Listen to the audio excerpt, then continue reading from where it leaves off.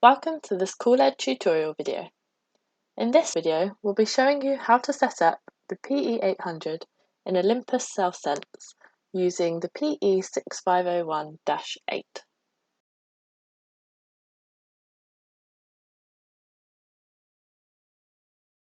First of all, you'll need to connect the pE-800 to your computer via USB cable. If you're running Windows 10, no CoolLED drivers will need to be downloaded. However, if you're using an earlier version of Windows, you'll need to download the CoolLED drivers from our website in order to run Lightbridge. Once connected via USB, you can then switch the light source on. You can check this has been recognised under Device Manager, where it will display under Ports as a USB serial device. You'll then need to connect your pE-6501-8 to the computer via USB and to the pE-800 using the cable supplied. The computer will then look for the National Instruments drivers. If these are not found, an error message will be displayed. You can then head to the National Instruments website and via the Downloads page, look for the NIDAC install page. Here you can download the most up-to-date drivers. This will take a few minutes and your computer will need restarting once downloaded. You'll then see under Device Manager that the pE-6501-8 is displayed under NI Data Acquisition Devices.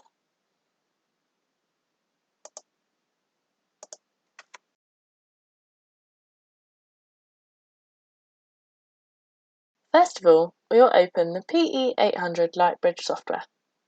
If you are using this for the first time, it can be found on the USB supplied with the pE-800. Just open CoolLED, then select User Manuals, and click on pE-800 Lightbridge software.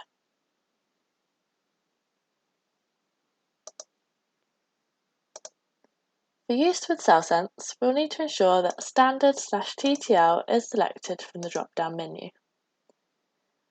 And this is where we will control the intensities of the LEDs that we are using for experiments. For this example, we will be using 435 and 500. All of the other intensities can be set to 0. You do not need to tick any of these boxes, and this button may be left in the off state. We'll then minimise this window and come back to this later.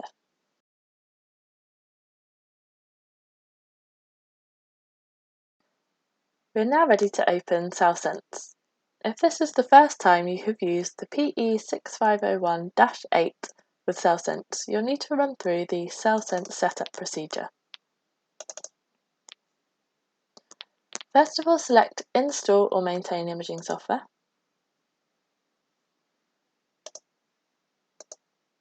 Select your current license.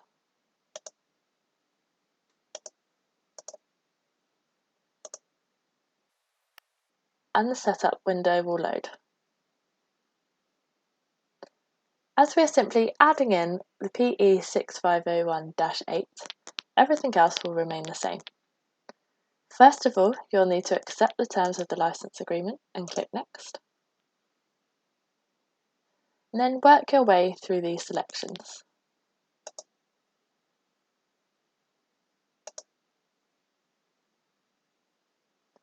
When you get to Microscope Accessories selection, you'll need to scroll down to National Instruments and ensure that the NI6501 is selected. Then click Next and finish following the setup procedure.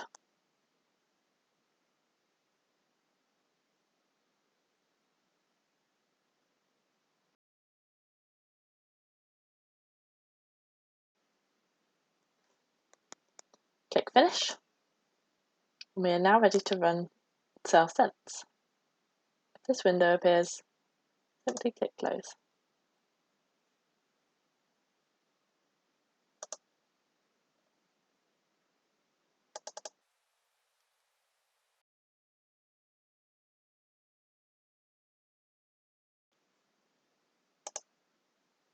First of all, select Device List. Here you can go through and add the devices that you have connected. Once you get to lasers and LEDs, you then need to select single LED under the device. Then you'll notice that the 6501-8 is displayed, and you can select LED 1. You can then label the LED as appropriate. You'll then need to go through and add the other 7 wavelengths. Ensure that every one is set to single LED.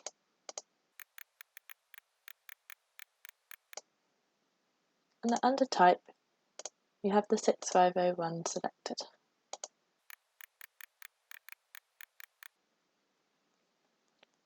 In the description, you can finish labelling the rest of the LEDs. One helpful feature of Lightbridge is that when it is open, it will stay at the front of the screen, allowing you to check back to Lightbridge and ensure that you are labelling the LEDs correctly.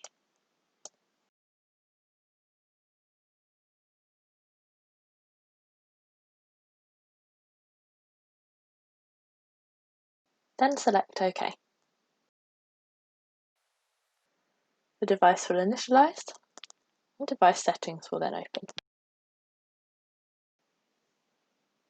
Click on Lasers and LEDs.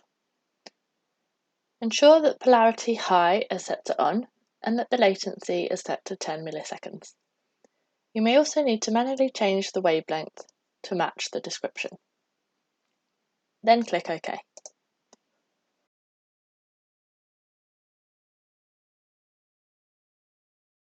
We are now ready to set up some illumination settings. It's important to remember that the intensity will be controlled in the Lightbridge, and the on-off will be controlled in cellSens using the pE-6501-8. There are also 2 different kinds of illumination scenarios that we need to consider. The first is manually switching the LEDs on and off for quick observation of the samples. The second is automating the on-off of the LEDs for an experiment. All of these settings can be defined under Device Customization. First of all, we'll create the illumination settings for manual observation of the sample. In order to do so, click here and name your observation setting. For this one, we will have 470 on. Select OK, and then go down to 470 shutter. Here, you'll need to set the status to Adjust and Open. Here you'll see that the LED will switch on. Then click OK, and yes. You'll see this appears in your toolbar, and with it selected, you can manually adjust the intensity, and you'll see this adjust on the microscope. However, you will also need a setting to turn this off. The easiest way to do this is to set up an observation method to switch all of the LEDs off. In order to do this, go to each channel, select Adjust, and select Closed.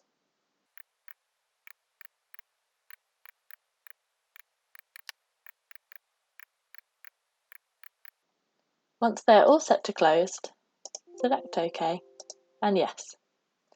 You'll see the All Off button appear in the toolbar. Now you should be able to switch on the 470 and then switch this off. This is great for manual observations of your samples. You can switch the LED on, adjust the intensity, and then turn it off when you need to. You can also set up an illumination setting where multiple wavelengths turn on.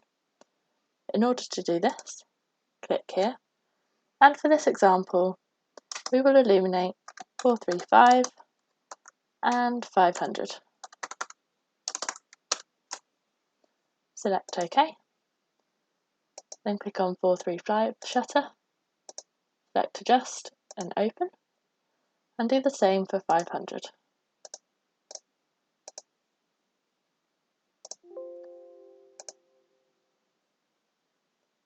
You can then select this button in your toolbar, adjust the intensities as required. When you are finished, switch off. For experimental settings, you will need a slightly different illumination setting. To do this, again head to Device Customization and create a new observation method. This time, I will name it 470 EXP to show that it would be used during an experiment. Select OK, click on the 470 shutter, and set the status to be used for acquisition. This means that the LED will come on during an experiment. Then select OK, and yes. If you want to run a multi-channel experiment, you'll then need to add in another wavelength. This time, I will add in 635, again EXP, to show it will be used in an experiment. I can go to the 365 shutter, again set the status to use for acquisition. I can then use these settings in an experiment. Select New, and add in the illumination settings here.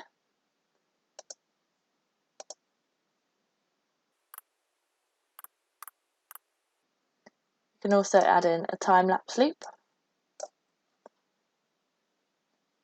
set the cycles, and the required interval. Ensure that your intensities are set to the correct level, and then you can select Start.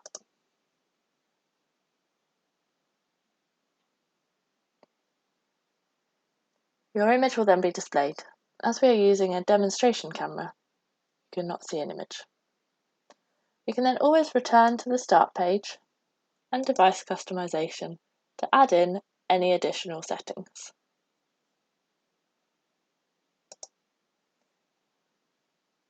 You're also able to close cellSens, save your experiments as appropriate, and then when you reopen cellSens, you'll see that the settings that you set up will still be displayed in your toolbar.